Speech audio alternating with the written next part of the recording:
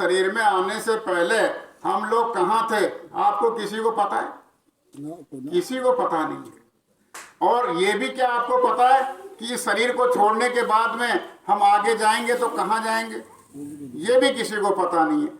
तो अब आप लोग ये सोचो कि जब हमारा कोई आने का पता नहीं है, जब हमारा जाने का कोई पता नहीं है, तो फिर हमको मनुष्य शरीर मिला, तो इस मनुष्य शरीर में इसी बात का ज्ञान करने के लिए तो मनुष्य शरीर दिया गया कि आप कहाँ से आए, कहाँ जाओगे, आप आखिर में हो कौन, इस बात का तो पता लगाओ। जब आपको यही पता नहीं चलेगा कि मैं कौन हूं, आप कहो कि भाई कौन आप, कि मैं तो माली राम हूं, तो माली राम तो हैं, लेकिन माली राम कौन है? इस शरीर का नाम माली राम है क्या? बोलने वाले का नाम भी माली राम है क्या? शरीर को तो माली राम कहोगे और ये माली राम तो आप ही के पास बीच में बैठा रहेगा। जब तक बोलने वाला इस शरीर में है तब तक तो माली राम आपसे बात करेगा, लेकिन जैसे ही बोलने वाला इस शरीर में से निकल जाएगा तो वही माली राम धड़ाम से जमीन पे लेट जाएगा, गिर जाएगा, उसकी होश आवाज खत्म हो जाएगी, परख पहचान खत्म हो जाएगी और देखने सुनने की शक्ति उसकी खत्म हो जाएगी। तो माली राम तो आपके पास ही है, माली राम कहाँ चला गया? उसमें बोलने वाला, माली राम के अंदर बोलने वाला चला गया, वो बोलने वाला कौन था? इस बात की खोज खबर हम सब लोगों को ये मनुष्य शरीर पा करके करनी चाहिए थी, लेकिन हम लोगों ने इस काम को नहीं किया। और हम लोगों ने किया क्या?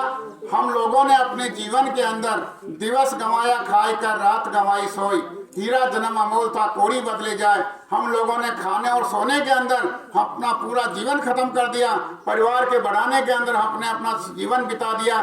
तो ये परिवार को जो बढ़ाया और खाने पीने का काम किया, ये तो हम लोग बराबर करते ही आ रहे हैं, इसमें कौन सा नया काम कर दिया? इसलिए आज आपको ये समझाया जा रहा है, ये बताया जा रहा है कि इसके अंदर जो बोलने वाला है, इसकी परख और पहचान मरने से पहले अगर हम लोग इस शरीर में बैठ करके कर लेंगे तो ये हमारा मानव जीवन सफल हो जाएगा और आगे आने वाले समय की जानकारी हम लोगों को मिल जाएगी कि अब हमें आगे कहाँ जाना है। आप जहाँ के रहने वाले हो, अपना घर, अपना देश, अपना मुकाम, अपने मालिक को, अपने पिता को, अपने स्वामी को छोड़ करके आप दूसरे के घर में आकर के कैद खाने में कैद हो गए। हम लोग जेल खाने में आकर के जेल में बंद हो गए। इस जेल खाने से निकलने की युक्ति हमारे पास में नहीं है और हम लोग इस जेल खाने से आजाद नहीं हो सकते। इस जेल खाने से आजाद कौन कराएगा? जो इस जेल खाने से आजाद रहेगा। जो जेल खाने के अंदर नहीं है वो इस जेल खाने से हमको बरी करवाएगा। तो आप लोग इतना तो सोचो कि जिस जेल में बैठे हुए हैं तो जेल की सुविधा हमको मिल रही है खाने पीने रहने की, लेकिन आखिर है तो जेल ही है, जेल। तो इसलिए हम लोगों के पास में जब तक इस संसार में रहेंगे, इस संसार के अंदर दो ही काम हमारे चलते रहेंगे, जन्मना और मरना। जन्मना और मरना ये हमारा काम चलता रहेगा। जब हमारा शरीर का समय पूरा हो जाएगा तो इस किराए के मकान को खाली करवा लिया जाएगा और वहां पर क्या कहेंगे कि हमारे घर में मौत हो गई, मौत हो गई।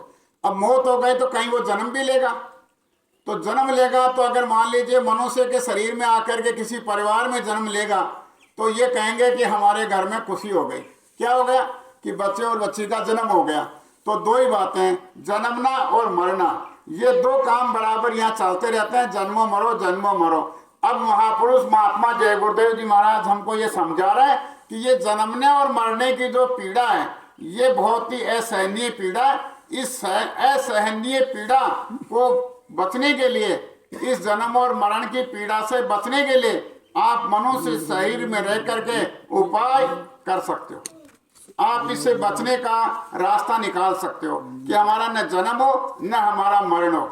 और दूसरी बात है कि हम इस जेल खाने से आजाद हो जाएं, इस जेल खाने से निकल करके बाहर चले जाएं। कहाँ? अपने घर के अंदर। जब आप लोग अपने घर में चले जाओगे तो फिर वापस जेल खाने में आने की आपकी नौबत खत्म हो जाएगी। अपने घर में पहुंचने के बाद में जेल खाने में क्यों आएगा? और जब तक आप पक्का शरीर है, ये किराए का मकान मौजूद है और किराए के मकान में मौजूद रह करके आप लोगों ने अपने घर में आना और जाना सीख लिया और अपने घर में मर्जी आए तब चले गए और अपनी मर्जी भी तब अपने घर से वापस यहाँ आ गए और आकर के जाते आते देखते रहे, तो आपको फिर मौत का भय कैसा लगेगा? किसी भी मौत का भय नहीं लगेगा, ना आपको कोई डर लगेगा, ना आपको भय लगेगा। और आप लोग खुशी मनाओगे कि हे परमात्मा ईश्वर, तुमने मुझे ये शरीर दिया, इस शरीर को पा करके मैंने इस जेल खाने से आज़ाद होने का काम कर लिया। अब मैं अपने घर में जा रहा हूँ, आ रहा हूँ, और जब ये शरीर पूरा हो जाए उस समय के ऊपर मैं ये आपको शरीर बख्शीश कर रहा हूँ, दे रहा हूँ। तुमने जैसा शरीर मुझे दिया वैसा शरीर मैं आपको वापस दे रहा हूं, ये आप अपना शरीर ले लीजिए। आपने जो मुझे शरीर दिया उस शरीर से मैंने अपना काम कर लिया, अपना कार्य कर लिया, रही न चिंता कोई।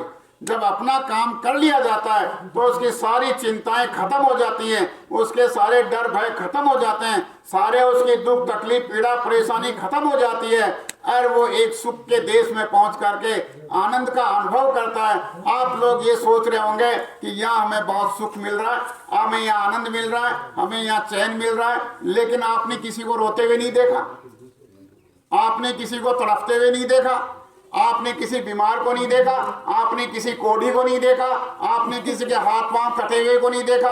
यहाँ जितना दुख और तकलीफ पीड़ा परेशानी है उसके समान कहीं कोई पीड़ा परेशानी नहीं है। ये तो दुख का देश है, परेशानियों का देश है, ये आपके कर्मों को भोगने का देश है।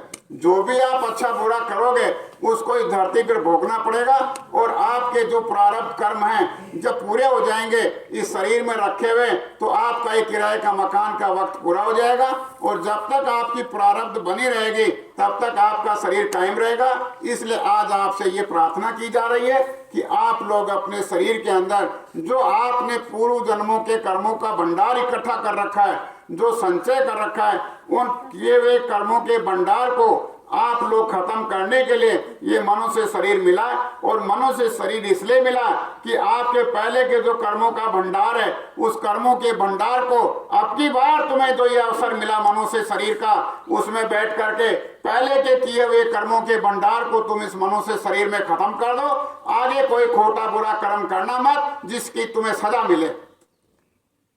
और आप लोग क्या करते हो, पहले का जो इकट्ठा किया हुआ है भारी बोझा वो तो आपका बेदस्तूर कायम है ही, लेकिन इस मनुष्य शरीर में बैठ करके भी इतनी धोखेबाजी, इतने बेईमानी दगाबाजी, इतना विश्वासघात, ये कत्ल हत्या दगाबाजी का काम करते हो तो सारे दिन और सारी उम्र भर आप लोग इतना भारी बोझा, जो पहले भारी बोझा था वही पोटली इतनी भारी कर ली जाती है कि जब आपको किराए के मकान को छोड़कर जाने का वक्त होगा उस समय आपकी वो भारी पोटली आपको पास जब सिर पे लादी जाएगी तो उसको इतना भारी वजन होगा कि लेकर के चलना भारी मुश्किल हो जाएगा।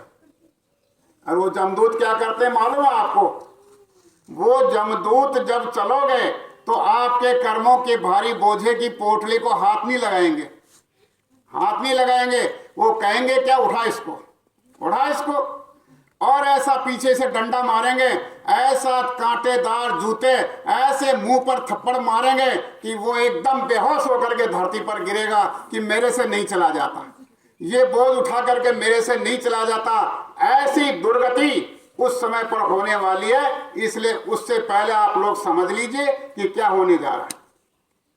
तो वो जब होगा, आप लोगों ने देखा नहीं, जब कोई सिपाही किसी अपराधी को लेकर के कोर्ट में जाता है और उसके हाथों में बेड़ियां पड़ी रहती हैं और पैरों में हथकड़ियां पड़ी रहती हैं और अपना उसका जो सामान होता है और उस सामान को उठा इसको, तो वो सामान को भी उठाता है और जो सिपाही का सामान होता है वो भी उसके सिर पर डाल देता है, पकड़ इसको लेके चल। अगर वहां अगर मगर करे तो क्या होता है, ऐसी थप्पड़ लगाता है कि जो भूल जाता है सारी आगे पीछे की चाल। तो यही हाल इस जीव का भी जाते वक्त होता है। इतना भारी कर्मों का बोझा उसके ऊपर लद गया, उसको उठाने के लिए उसकी शक्ति नहीं, लेकिन शक्ति ना होते हुए भी उसको उठा करके यहाँ से चलना पड़ता है। ये जीवों की हालत होगी। इसलिए गुरु महाराज हमको समझाते हैं कि ये मनुष्य जीवन, ये मनुष्य शरीर आपको मिला, तो इस मनुष्य शरीर में कोई खोटा बुरा कर्म मत करना, कोई दगाबाजी का काम मत करना, कोई धोखे का काम मत करना, किसी की हत्या कत्ल मत करना, किसी जानवर को पशु पक्षी को मारना मत और अपना खान पान शुद्ध रखना। तो क्या होगा, तुम्हारा नेक चाल चलन रहेगा तो कम से कम बुरे कर्म तो नहीं बनेंगे, और अगर इस शरीर से अच्छा कर्म बन जाएगा तो उसका आपको लाभ मिलेगा। तो आज आपको ये बताया जा रहा है कि इन अच्छे और बुरे कर्मों को समझने के लिए हमको किसकी जरूरत पड़ती है, किसके यहाँ जाना पड़ता है, कि जो अच्छे बुरे कर्मों को समझाने के लिए इस धरती पर महात्मा आते हैं, वो हमको जानकारी देते हैं, हमको मनुष्य शरीर के बारे में बताते हैं, हमारी भूल भुलैया को खत्म करते हैं। आज हमारे सबके यानी सिर के ऊपर ऐसी भूल भुलैया डाल रखी है कि पहले क्या हुआ, आगे क्या होने वाला है, ये सब बातें हमको मालूम नहीं है।